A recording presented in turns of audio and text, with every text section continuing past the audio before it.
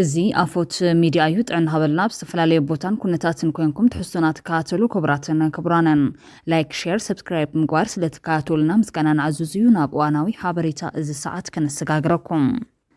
ፖሊስ ኣብ ክፍለ ከተማ ሓድነት ጣብያ ዓይናለም መስመር ኤሌክትሪክ ክሰርቁ ዝረኸቦም ክልተ ተጠርጠርቲ ኣብ ቁፅር ከም ዘውዓለ ገሊፆም ኣብ ከተማ መቐለ ክፍለ ከተማ ሓድነት ጣብያ ዓይናለም ቁሸት ህንፀት ዝርከብ ንምርምር ስራሕቲ ሕርሻ ዩኒቨርሲቲ መቐለን ኣብቲ ከባቢ ዝርከቡ ሓረስቶት ግልጋሎት መስኖ ዝውዕልን ኣብ ቱቦ ተቐቢሩ ናብ ማይ ዝኣተወ መስመር ኤሌክትሪክ እቲ ደጋዊ ኣካሉ ኣብ ዝተፈላለየ እዋን እናተሰረቐ ከቢድ ዕንወት ካብ ዝበፅሖም መሰረተ ልምዓታት ሓደ ምዃኑ ሓበሬታ ኮሚሽን ፖሊስ ትግራይ የረድእ ከም ሓበሬታት ኮሚሽን ሎሚ 27 መጋቢት 2017 ዓም ሰዓትን ኩነትን መሪፆም ኣብ ውሽጢ ማይ ዘሎ ሽቦታት እናሰረቑ እንተለዉ ሕብረተሰብ ንዝሃበ ጥቆማ ቁልጡፍ ምላሽ ዝሃበ ፖሊስ ክፍለ ከተማ ሓድነት ኢድ ብኢድ ምስ ኤግዚቢቶም ክልተ ተጠርጠርቲ ኣብ ቁፅር ከም ዘውዓለ ኣዛዚ ፖሊስ እቲ ክፍለ ከተማ ተጋዳላይ ኣትክልቲ ገብረ መድህን ምግላፆም ሓቢሩሎም ብኻሊ ሓበሬታ ማእኸላይ ኮሚቴ ውድብ ሕወሓት ስሩዕ ኣኼባ የካይደሎም ማእኸላይ ኮሚቴ እቲ ብዶክተር ደብረጽዮን ገብረ ሚካኤል ዝምራሕ ጉጅለ ሕወሓት ኣብ ጻንሒቱ ኣፈጻጽማ መደባት ሕሉፍ 6 ኣዋርሕ ገምጊሙ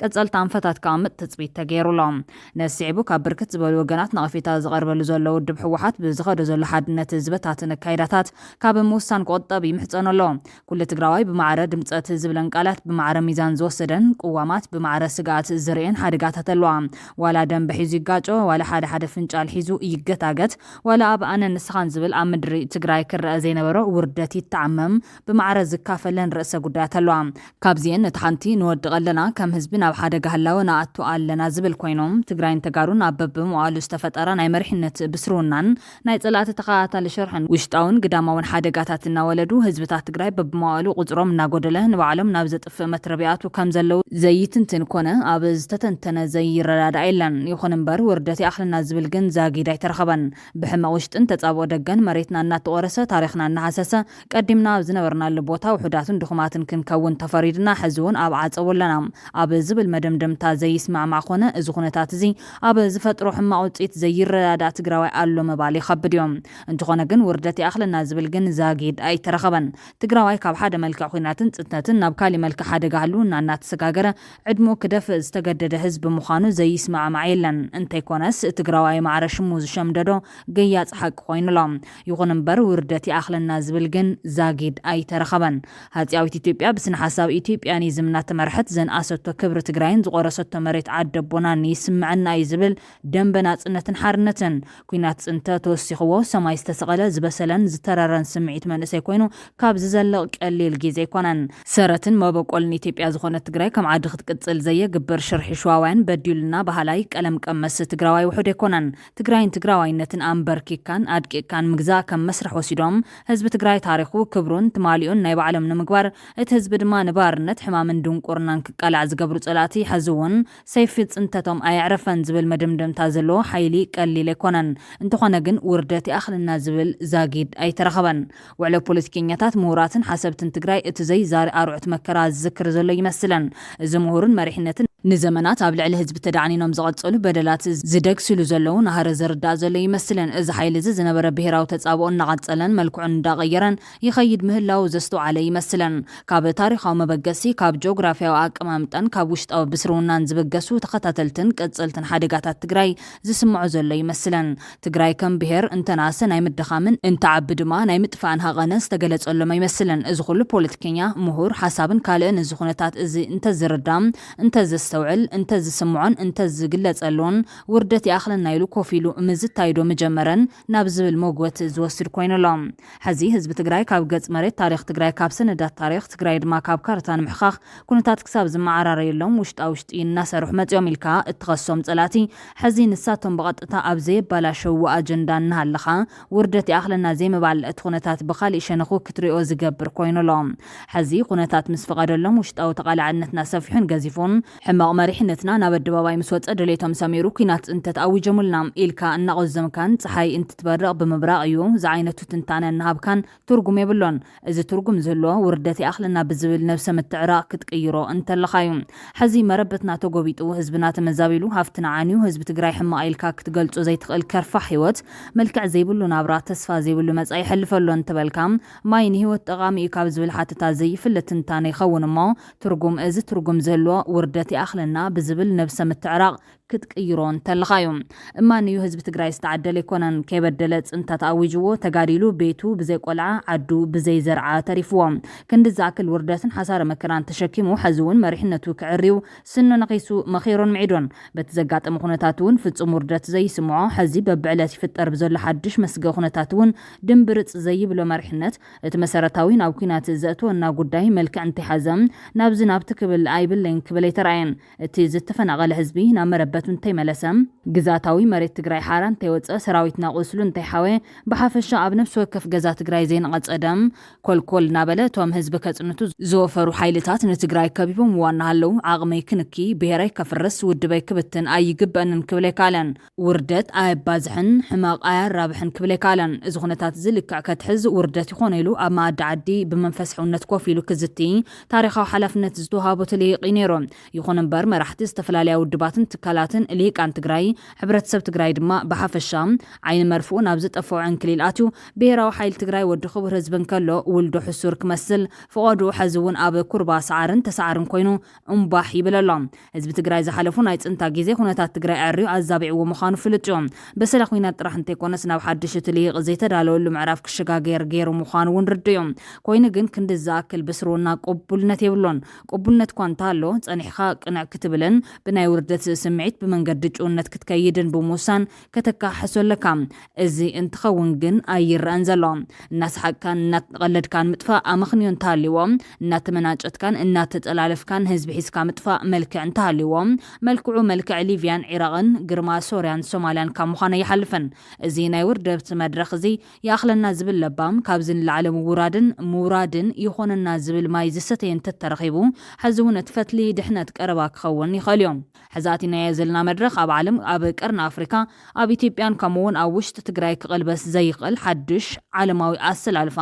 ማለት እውን ኒው ወርልድ ኦርደር ዝገሃደሉ ናይ ስግግር መድረኽ ይመስል እዚ ናይ ሽግግር መድረኽ ሓደ ጥራሕ እንተይኮነስ ኣብ ናይ ታሪክ ኣጋጣሚ ሓደ ሻብ ጥራሕ ክርከብ ዝኽእል ዕድል ሒዙ ዝመጽእ እውን ይመስል ለውጢ ወይ እውን ሽግግር ወይ ጥፊኡካ ወይ ከዓ ሓድሽ ዕድል ይብካ ናይ ምሕላፍ ተኽእሉ ዓብዪ ምዃኑ መረባ ታሪክና ዝነግረና ጎድ ሓቂ እዮም እቲ ቀንዲ ነገር ነዚ ናይ ለውጢ ምንቅስቓስ ከመይ ትርድኦን ትጥቀመሉን እዮም እዚ ኩነታት እዚ ውርደት ይኣኽለና ብዝብል ሕሩር ስምዒት ዶ ሓፊልካ ትሳፈሮ ወይስ ኣድገ በቐሉ መፂኡ ቸቸ ይብለካ እሞ ካሊእ ምዕራፍ ውርደት ከተዋልድ ትውዕል እዩ ትመማረፂ እዚ ዓዲ እዚ ኣይጣዕማን ትግራይ ናይ ኩሎም ተጋሩያ ካብ ዝብል ሰናይ መድምድምታ ክሳብ ትግራይ በብቑሸት ክኸፍል ዝጎይ ዘሎ ጽጋዕተኛ ሓይሊ ዝተሳፈሩላ መርከብ ኮይናላ እዛ መርከብ ሕዚ እንተናእሰ ክትስግር እንተስክትሕል ኣብ ነቀይ ነቀየላ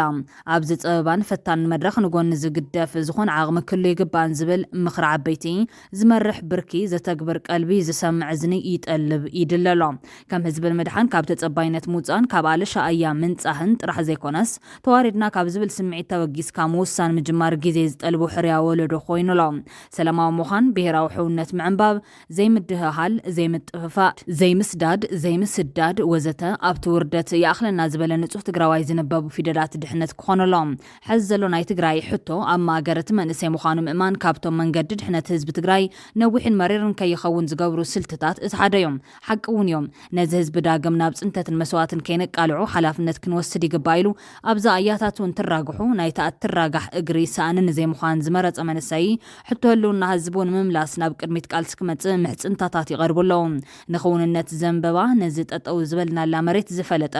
ታሪክ ትማሊ ብኣግባቡ ዝተረድአ ኣብ ዙርያ ዘሎ ኣሰላልፋ ሓይልታት ብዝግባእ ዝተንተና ሕዚ ይኽሰት ዘሎ ሓድሽ ኣሰላልፋ ዓለም ማለት እውን ኒው ወርልድ ኦርደር ብልኩዕ ዝተገንዘበ ኣብ ምዕቃብ ጭቡጥ ዓቕምታት ህዝቢ ዘተኮረን ዘነናሉ ነባራዊ ኩነታት ብዝግባእ ዝተረድአን መፍትሒ ሓሳብ ምምጻእ እዋኑ ሕዚኡ ዝብል ምሕጽንታ ትኽክል እንተኾይኑ እዋኑ ሕዚኡ ውርደት ይኣኽለና ኮፍ ኢልና ንሕሰብ ንወስን ዝብል መበገሲ ሕዚ እንተኾይኑ መጠን ውርደት ህዝቢ ምስ ገወደ ጌጋ ትማሊ ሓድሽ ጌጋ ምስ ወለደ ሓደጋ ምብትታን ባይታ ምስ ሓዘ ትርጉም ዝህልዎ ኣይኸውንን ብኻሊእ ሓበሬታ ሊብያ ንህዝባ ብኣፍሪካውያን ክመልኡ ይጽዕሩ ኣለዉ ንዝበለቶም ትካላት ረድኤት ኣባሪራ ሰበስልጣን ታገር ኣብ ሊብያ ዝርከባት ካላት ረድኤት ኣፍሪካውያን ስደተኛታት ኣብ ሃገር ክጸንሑ ብምትባዕ ንቁጽርን ማሕበረሰብን ንምቕያር ውዲት ከም ዝኣለማ ኸሲሶም መንግስቲ ሊብያ ነተን ንቁጽሪ ህዝቢ ሃገር ክቕይራ ውዲት ዝኣለማ ዝበለን ማሕበር ዶብ ኣልቦ ሓኻይም ኣብ ውድብ ሕብራት ሃገራት ላዕለዋይ ኮሚሽነር ስደተኛታት UNHCR ከምኡውን ቤት ምኽሪ ስደተኛታት ኖርዌይ ዝርከቦም 10 ኣብያተ ጽሕፈት ትካላት ሰብኣዊ ረድኤት ሓሙስ ክዕጽዋ ኣዚዙሎ ኣፈኛ ውሽጣዊ ጸጥታት ሃገር ሰላም ጊት ነቶም ካብ ኣፍሪካ ዝመጹ ስደተኛታት ኣብ ሃገርና ምስፋር ዝብል ውጥን ናይ ጽልእ ተግባር ዕላምኡ ንቁጽሪ ህዝቢ ሃገር ምቕያርን ንማሕበረሰብ ሊብያ ኣብ ሓደጋ ምእታውን ይክብል ተዛሪቦም ቅድሚ 2 ዓመታት እውን ብተመሳሳሊ መራሕቱን እዚያን ማሕበረሰባዊ ኣቋማት እታ ዓረባዊትን እስላማዊትን ዝኾነ ሰሜን ኣፍሪካዊት ሃገሩ ንምቕያር ውዴት ተኣሊሙ ክብል ተዛሪቦም እምባሩ ዝከርዮም ካብ ትሕተ ሳራ ናብ ቱኒዝያ ዝስደዱ ኣፍሪካውያን ኣካለት ውዲት ከም ዝኾኑ ምዝራቡ ስዒቡ ድማ ዓሌታውን ጽልኢታውን ዘረባ ብምዝራቡ ብጽልእ ጸለምቲ ተኾኒኖም ክልቴን ሃገራት ኣብ ገማግም ሜዲትራንያን ዝርከባ ብምዃንን ነቶም ብባሕሪ ሰጊሮም ናብ ኣውሮፓ ዝኣትዉ ኣፍሪካውያን ስደተኛታት ቀንዲ መሳገር እየን ኣብ 2011 መራሒ ሊብያ ዝነበረ ሙአመር ጋዳፊ ምስ ወደቐ እቲ ሃገር ስርዓት ኣልቦነት ሰፊንዋ ይርከብ ነሲዕቡ ድማ ኣብ ክልተ ተኸፊላ ብተቐናቐንቲ ምምሕዳራት ትመሓደረላ እዚ ድማ ዕጡቓት ምልሻ ንዝተፈላለየ ሸነኽቲ ሃገር ክንዝመርሕሉ ኩነታት ብምፍጣር መናሃርያ ዘይሕጋውያን ኣሰጋገርቲ ደቂ ሰባት ኮይናላ ዕጡቓት ምልሻታት ስደተኛታት ዝቕጥቅጡላ ወይ ድማ ብጥሜት ዘሳቒላ ኣብያተ ማሰርቲ ከም ዝመርሑን ሓለውቲ ገማግም ሊብያ እውን ሓደ ግዜ እውን ንሰባት ኣብ ክንዲ ዘድሕንዎም ከም ዝስእልዎም ክስታት ቀሪብሎም እዮም ሰበስልጣን ሊብያ ግን ብዛዕባ እዚ ክስታት መልሲ ሃቡን እዚ ሓሙስ ንጉጅለታት ረድኤት ንምብራር ዝተዋሃበ ትእዛዝ በቲ ኣብታ ርእሰ ከተማ ዝኾነት ትሪፖሊ ዝርከብ ዓለም ለኻዊ ተፈላጥነት ዝረኸበ መንግስቲ ይወፅኡ ዘሎ ትካል ሰብ ኣልቦ ዶኳትር ዶባት MSF ሰበስልጣን ሊብያ ካብ መፋርቕ መጋቢት ትሒዞም ናይ ጽልእ ወፍሪ ከም ዘካየዱን ንሰራሕተኛታት ዓለም ለኻውያን ውድባት ከም ዘሰራጠይዎምን ብምግላጽ ቅድሚ ሓደ ሰሙን ኣብታ ሃገር ንዝነበረ ዕዮ ቋሪጹሎም ናብ BBC ኣብ ዝለኣኾ መግለጺ ትካልና እዚ ትእዛዝ ኣብ ጥዕና ሕሙማትን ኣብ ድሕነት ሰራሕተኛታት ግብረሰናይን ዘምጽኦ ሰዓብን ኣተሓሳሲብዎ ኣሎ ኢሉሎ ወኪል ስደተኛታት ውድብ ሕብራት ሃገራት UNHCR ብወገኑ እቶም ዝሕግዞም ሰባት ደገፍ ደልዮም ስደተኛታት ምዃኖምን ብፍቓድ መንግስቲ ትሪፖሊ ከም ዝሰርሕን BBC ሓቢሮም ምስ ሰበስልጣን ሊብያ ንራኸብን ነቲ ኩነታት ብንጹር ክንርድኦ ንጽዕር ኣለና UNHCR ኣብ ሊብያ ንልዕሊ 30 ዓመታት ክሰርሕ ጸንሒ ኢሉ ኣብዘን ዓመታት እዚኣትን ንስደተኛታትን ነቶም ዕቑባ ዝሓተቱ ሰባትን ነቶም ተነቀፍቲ ማሕበረሰባት ሊብያን ሓገዛት ረድኤት ኮፍ ጸንሒ ክብል ኣፈኛት ትካል ስደተኛታት ዊልያም ሲፒሊንደር ንቢቢሲ ገሊጾም ሓደ ካብቲ ሰበስልጣን ሊብያ ነተን 10 ትካላት ረድኤት ዘቕረብዎ ክስታት ነዚ ሕጋውያን ስደተኛታት ምግቢ ክዳንን መድሓኒትን ብምሃብ ይድግፍዎም ኣለዉ ዝብል ኮይኑ እዚ ነቶም ስደተኛታት ንሊብያ ከም ናይ መሳገር ቦታ ዘይኮነስ ከም ናይ መወዳእታ መዕርፎም ገይሮም ክርእይዎ ኣተባቢዕዎም እዩ ይብሎም ይኹን እምበር ብዙሓት ኣብቲ ሃገር ንሓዋሩ ክነብሩ ከም ዘይደልዩ ይገልጾም ኣብ ትሕቲ ሳራ ዝነብሩ ኤርትራውያንን ኢትዮጵያውያንን ዝርከብዎም ኣፍሪካውያን ስደተኛታት ንብዙሕ ዓመታት ከም ቅትለት ንፍገት መሰል ቀብሪ